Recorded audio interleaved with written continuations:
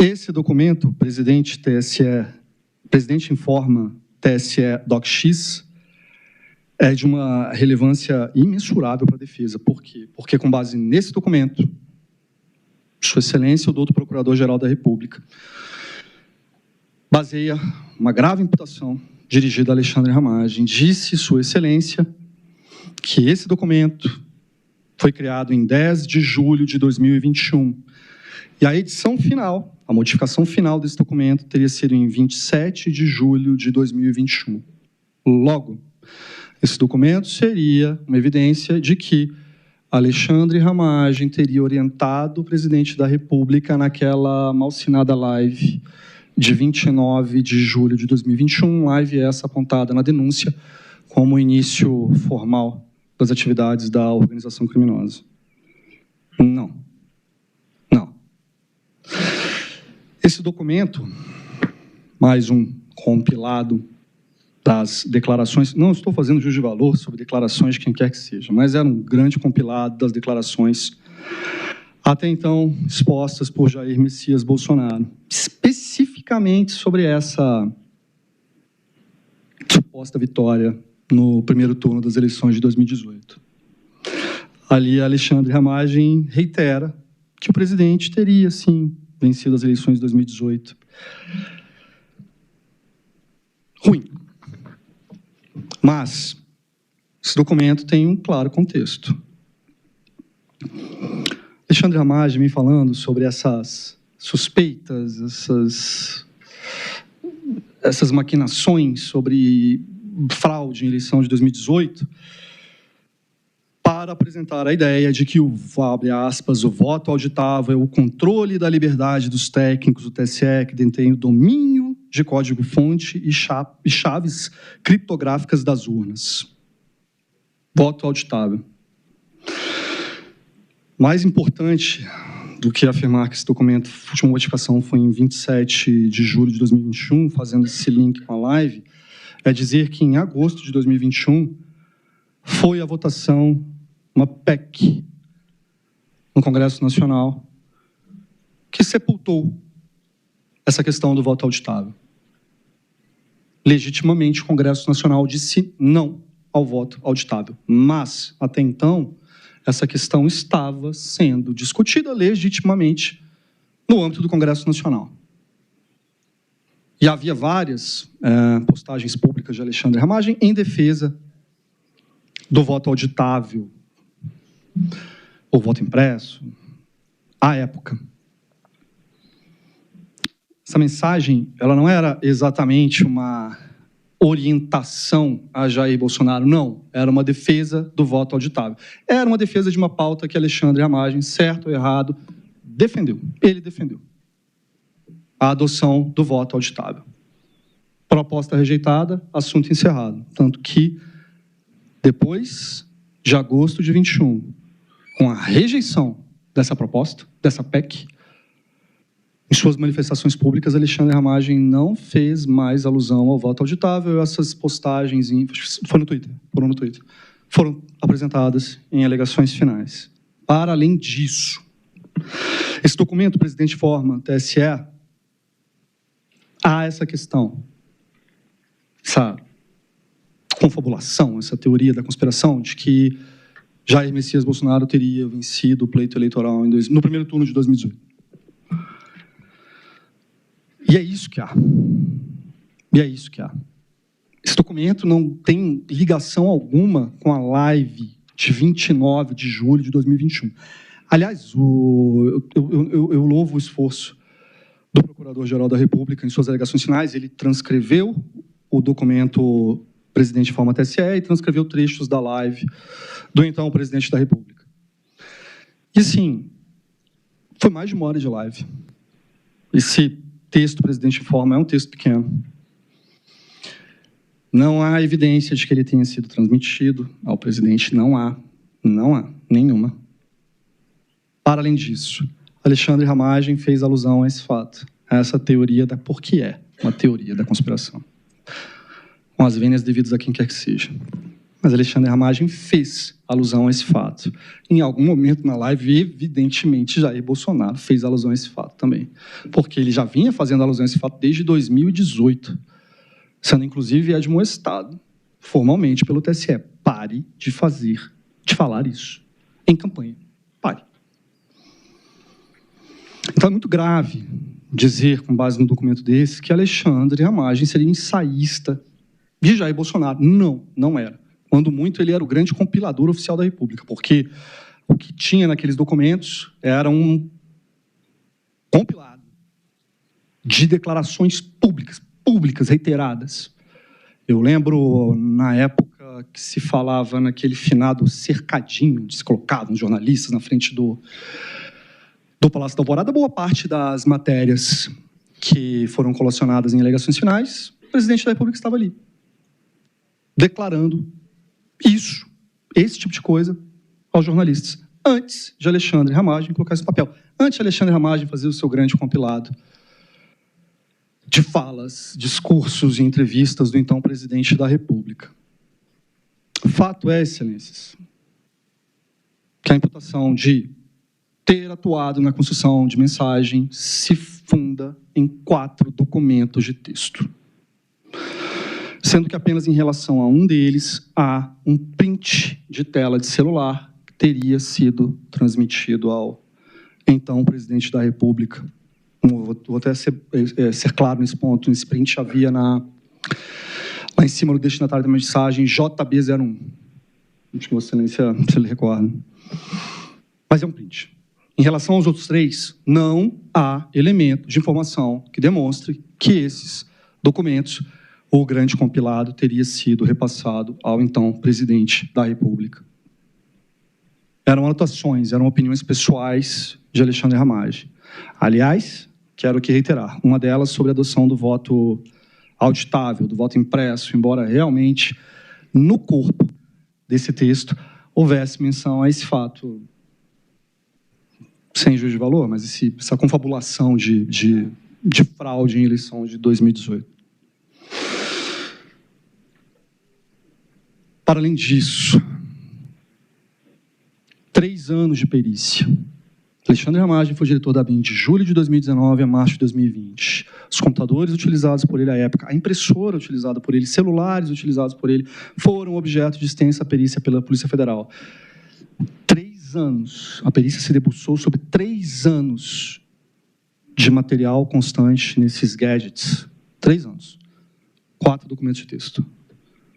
Isso aqui é um indício concreto de que esses documentos tenham sido transmitidos, passados para frente.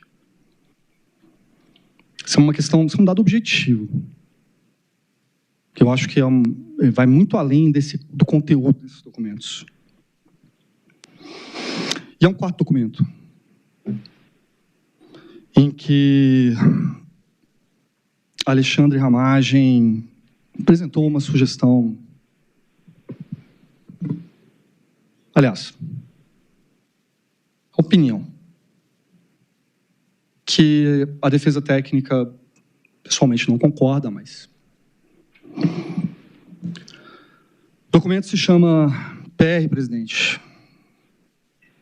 Eu disse no começo que eram 3 documentos DocX e um documento tipo notas. Esse é o documento tipo notas. Presidente, PR, presidente. Onde Alexandre Ramagem faz uma série de considerações sobre inquéritos conduzidos pela Polícia Federal, que, segundo ele, não seriam objeto de distribuição para delegados, haveria uma designação pelo STF, salvo engano, dos delegados que atuariam nesses inquéritos. Ele mencionava que isso era legal. E ali tinha essa ideia, que a AGU deveria ser consultada para ferir a legalidade desse inquérito. Sim, isso estava no texto. 2 considerações sobre esse documento. Primeiro, não há, de novo, evidência de que isso tenha sido passado para frente. Aliás, 3 considerações. Segunda consideração. Alexandre Ramagem não falava, vamos encaminhar a questão para a AGU fornecer um parecer para nós deixarmos de cumprir medidas adotadas ou que se baseassem nesse inquérito. Não. A frase era: caminhar a questão AGU para que afira a legalidade das medidas para que se cumpra ou não determinações da lei advindas. Para que se cumpra ou não, a depender do juízo de valor da AGU. É óbvio que você pode objetar que a AGU não seria o órgão competente para tanto? Claro. Mas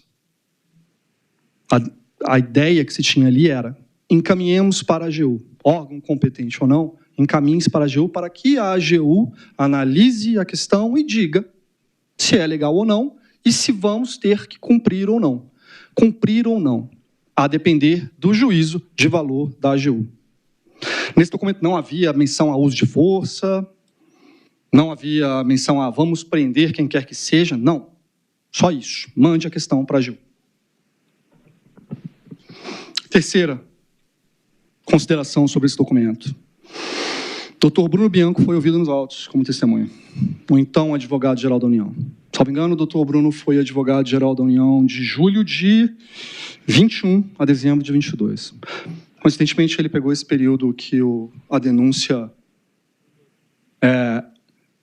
afirma ser o período em que a organização criminosa esteve em atividade.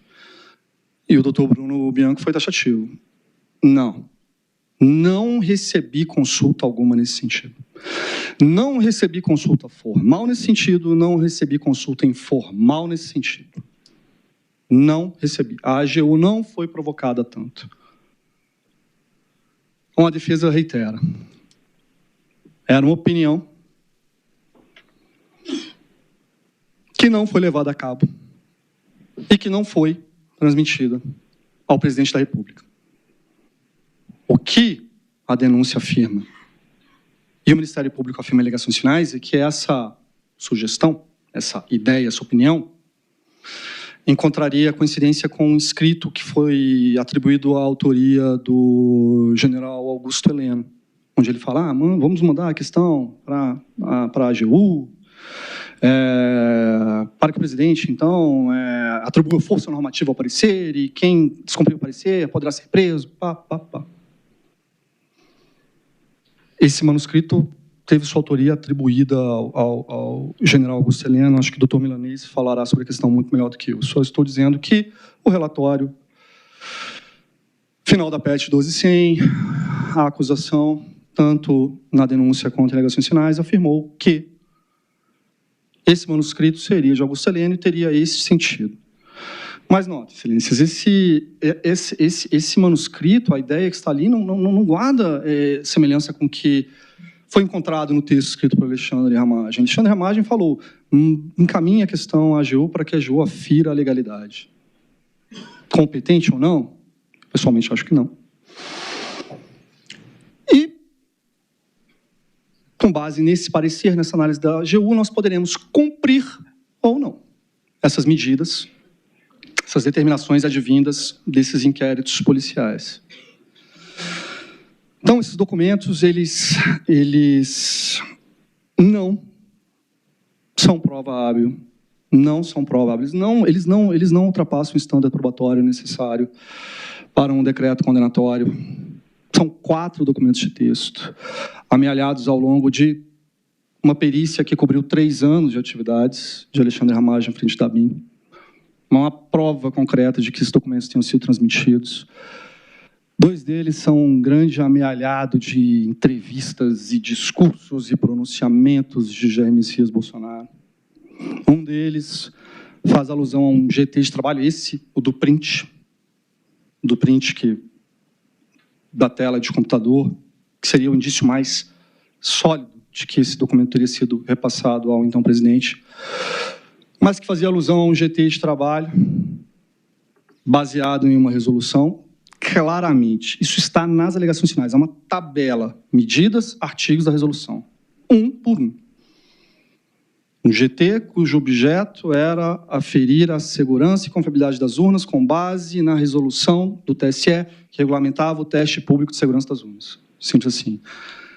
E, para além disso, sim, a ABIN tinha feito um contrato recém feito um contrato com o TSE, cujo objeto era a atuação nas áreas de criptografia, segurança de hardware, das comunicações, segurança e auditoria de sistemas de votação. Para além disso, excelências, a segunda imputação do Ministério Público se refere a BIM paralelo, que é um termo infeliz porque ele foi retirado de jornais. A imprensa alcunhou essa instituição de BIM paralelo. Segundo o Ministério Público, o Alexandre Ramagem teria utilizado o Sistema Brasileiro de Inteligência para 2 objetivos. 1, produção de desinformação. Vossa Excelência foi alvejado desses fatos. Segundo, monitoramento de autoridades. Inclusive, o ministro Alexandre de Moraes foi citado em um diálogo de Marcelo Bormevé com Giancarlo Rodrigues, sim, à época lotados na AMIN.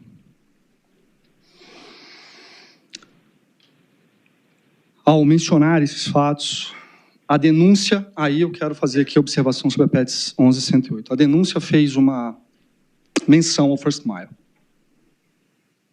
Popular First Mile. Essa ferramenta de inteligência de geolocalização. Essa ferramenta conseguiria encontrar pessoas apenas com conhecimento do número de telefone, fazendo um cruzamento com as ERBs, com as estações de rádio base das operadoras de telefonia. A denúncia, de fato, fez alusão ao First Mile. Mas, com base na PET 11.108, as alegações finais foram muito mais além.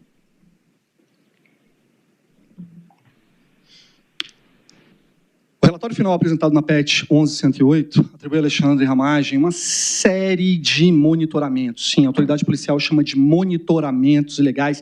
O procurador-geral chegou a mencionar espionagem de procuradores da República. É um apanhado de informações enormes. São dezenas de laudas catalogando esses monitoramentos. Diz um amigo meu, eu atuei mais como os incas e os maias faziam, e eu fiz questão de fazer um fichamento desse relatório por conta da relevância dele para a defesa. E eu confesso que eu, sim, tive uma dúvida. E aquele relatório ele traz uma dúvida objetiva sobre a natureza jurídica de atividade de inteligência. Que é atividade de inteligência? Que constitui atividade de inteligência? Porque muita coisa que eu vi ali, aliás, a maior parte delas, se referia a pesquisas em internet. Peguei o currículo de fulano, peguei uma notícia de cicrano. Isso estava em computadores, apreendidos na BIM. Isso foi elevado à categoria de monitoramentos ilegais. Mas eu não consigo, e eu estou sendo sincero, eu não cheguei ainda a esse entendimento se isso é ou não atividade de inteligência. Vou citar um exemplo. Havia nos computadores um currículo de uma promotora de justiça do GAECO, do Ministério Público do Estado do Rio, que teria atuado no caso da vereadora Marielle. Era o currículo. Promotora, lotada em tal lugar, GAECO, graduada por alguma universidade, não sei, UERJ, mestre em Direito. Era isso. Um terço de página no currículo. E isso foi elevado à condição de monitoramento clandestino, de atividade de inteligência irregular, de desvirtuamento do Serviço Brasileiro de Informação. Essa é uma das questões que a defesa traz relacionadas ao relatório final da PET 11.108. Não é só a questão de que não houve tempo hábil para o contraditório ali. Mas, assim, o relatório, o sentido que a autoridade policial deu para os fatos ali narrados é muito sério, muito grave. Aquilo ali merece reflexão, merecia, sobretudo, debate, discussão, acusação, defesa. Porque não dá para levar ao cabo a conta de monitoramento legal, informações retiradas de Google. Não. O Sistema Brasileiro de Informação, o brasileiro, não pode ser isso, não.